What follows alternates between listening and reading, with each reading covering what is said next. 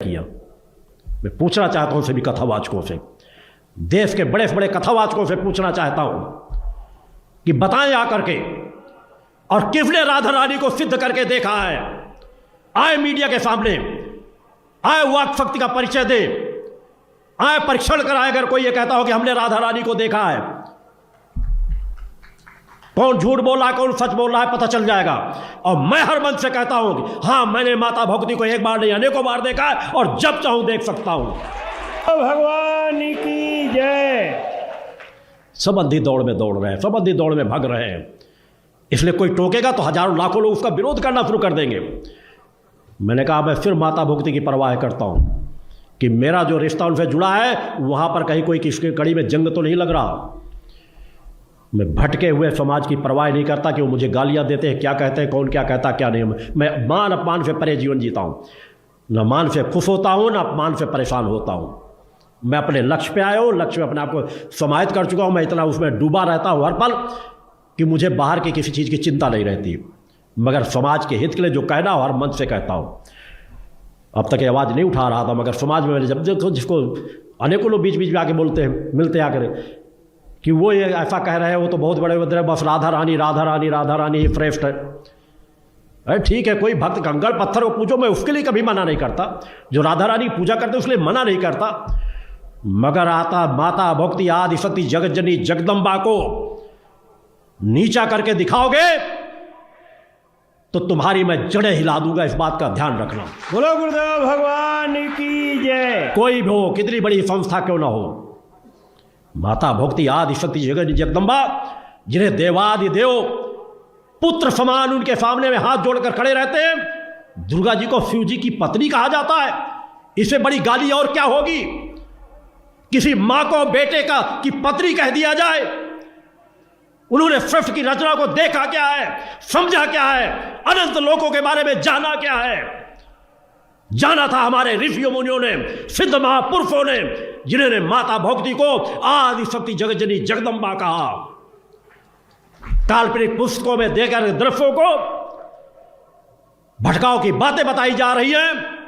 धिक्कार है ऐसे कथावाचकों को, धिक्कार है ऐसे लोग जो अपने आप को ज्ञानी कहते हैं, और धिक्कार है उन शंकराचार्यों को जो ऐसा कहने पर भी आवाज नहीं उठाते। मैं धिक्कारता हूं उन शंकराचार्यों को। क्या आचार्य समाज जैसी संस्था खुलेआम मूर्ति पूजा का विरोध करती है, बच्चों को सिखाती है कि मूर्ति पूजा गलत है, और उसके बाद शंकराचार्य आवाज नहीं उठाते? आवाज उठानी पड़ेगी। कोई नहीं उठाएगा तो सत्य के मन से आवाज जरूर उठेगी, क्योंकि समाज को जगाना मेरा कर्तव्य है। अतः सत्य को पहचानो, जानो, अंधी दौड़ में मत भगते चले जाओ कि जो बिक रहा है उसे हम भी खरीद लें। अरे क्या राधा रानी ने अपनी जिंदगी में जीवन में किया क्या है, मुझको केवल इतना बता दो। चल रहा राधा रानी, इसलिए कोई बोलने वाला नहीं। सब कथावाचक लगे हैं नाचने में, बसे सो आराम में, राधा रानी राधा रानी राधा रानी राधा रानी। धिक्कार है सनातनियों को, कोई टोकने वाला नहीं, कोई बोलने वाला नहीं है। इस धरती पर एक भी ऐसा साधु संत सन्यासी नहीं है जो ये कह दे कि राधे को मैं नित्य देखता हूं, राधे मेरे पास सदैव रहती है। अगर है तो मैं उसे चुनौती देता हूं इस मंच से। समाज को साहस और पराक्रम पैदा करो, जागृत पैदा करो। अगर बताना है तो भगवान श्री कृष्ण के बारे में बताओ, बताना है तो मर्यादा पुरुषोत्तम राम के बारे में बताओ, बताना है तो माता सीता के बारे में बताओ, जिनका उदाहरण नारियों के लिए एक रास्ता दे सकता है, पुरुषों के लिए एक मार्ग प्रशस्त कर सकता है। समाज को किस दिशा में बढ़ता चला जा रहा है कोई नहीं टोकेगा, कोई इसलिए आवाज नहीं उठाएगा कि उसका विरोध होना शुरू हो जाएगा। तो हिंदुस्तान जिस रास्ते में बढ़ रहा है क्या बढ़ने दिया जाए? सभी साधु संत सन्यासी एक पलड़े पर खड़े हो जाए मेरा विरोध करने के लिए, तब भी मैं सत्य बोलना बंद नहीं करूंगा। सत्य की रक्षा के लिए आया हूं, धर्म की रक्षा के लिए आया हूं। मैंने अग्निपथ का चयन किया है, मैंने फूलों की सेज नहीं मांगी। बोलो गुरुदेव भगवान की जय। 2.5 से 3 घंटे मात्र 24 घंटे में नींद लेता हूं। कितने साधु संत सन्यासी योगी होंगे जो जितने समय में जगता हूँ सुबह प्रातः जगते हो। 2:30 बजे नित्य प्रातः जगता हूँ। अधिकांश कथावाचकों की बात करता, 10% कथावाचकों को अगर छोड़ दूं, उनके जीवन में कोई परिवर्तन नहीं होगा और कहेंगे भागवत सुन लो तुम्हारा कल्याण हो जाएगा। जब सुनाने वाला ही साधक प्रवृत्ति का नहीं होगा, तपस्वी नहीं होगा, तो समाज में क्या परिवर्तन आएगा? समाज धीरे धीरे पतन के मार्ग में चलता चला जा रहा है। दूसरा चाहता हूं कथावाचकों से, इस मंच से भी, कार्यकर्ता बैठक के मंच से, कि पूरी पुरानी भागवत उठा करके देख लो, राधा नाम का शब्द नहीं होगा, मगर कहते हैं जो प्रभु दिख रहा है वही बिक रहा है। काल्पनिक चीजों में खोते चले जा रहे हैं। ठीक है, हर काल परिस्थितियों में, किसी समय राम ने जन्म लिया, किसी समय कृष्ण ने जन्म लिया, हमारे देव पुरुषों ने जन्म लिया, महापुरुषों ने जन्म लिया, ये हमारे लिए सभी पूज्य हैं, सम्मानित हैं, मगर ये हमारी आत्मा के जननी नहीं हो सकते। न राम हो सकते हैं, न कृष्ण हो सकते हैं। ये हमारे लिए देव पुरुष हैं, हमारे लिए पूज्य हैं, मगर सृष्टि के रचयिता नहीं हैं। उस माता आदि शक्ति जगन्नी जगदम्बा के चरणों में हजारों लाखों राम और कृष्ण उनके नख में समा जाएंगे। वह है माता आदि शक्ति जगत जननी जगदम्बा। राधा और सीता करोड़ों करोड़ों उनके नख में समा जाएंगी।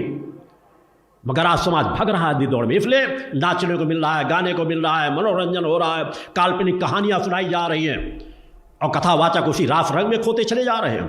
और हम आपस में लाठी चलाएं?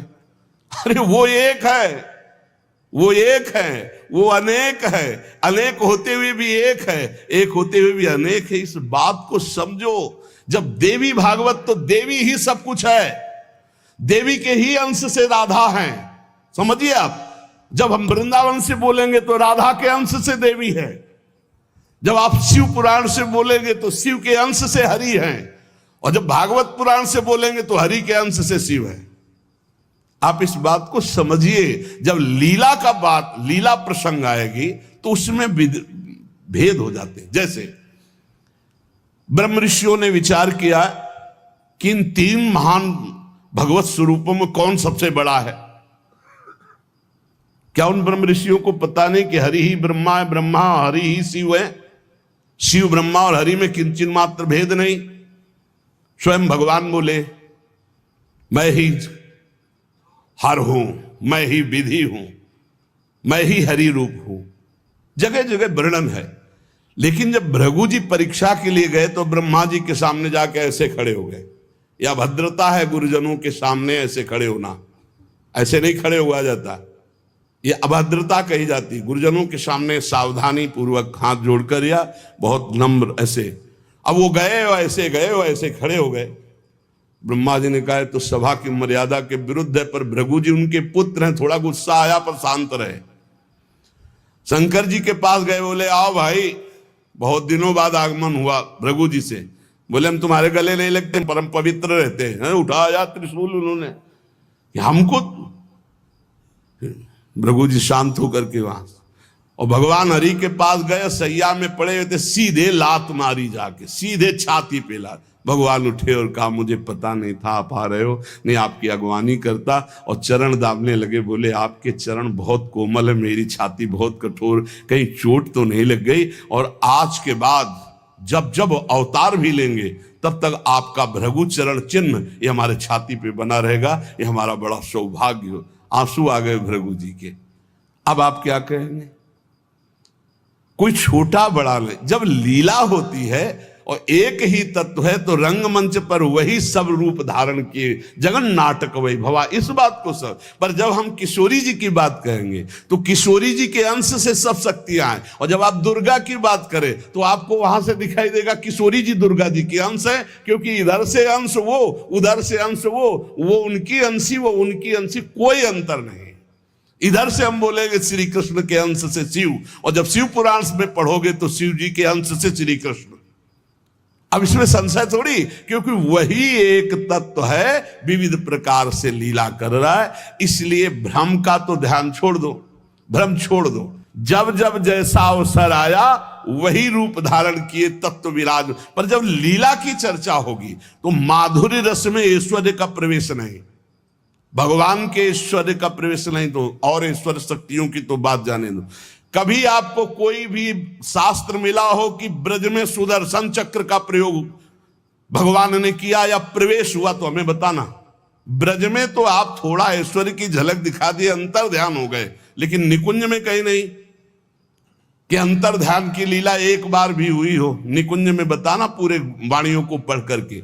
अब जो निकुंज रस है इसमें कहीं वर्णन नहीं है कि अष्टभुजा का प्रवेश है या षोडश भुजा का। हमारी ही श्री जी सब अंशों से है, लेकिन ऐश्वर्य रूप नहीं, ये महामाधुर्य रूप है। इसी महामाधुर्य की महिमा की हम उपासना करते तो हमारे लिए हमारा उपास्य देव सर्वश्रेष्ठ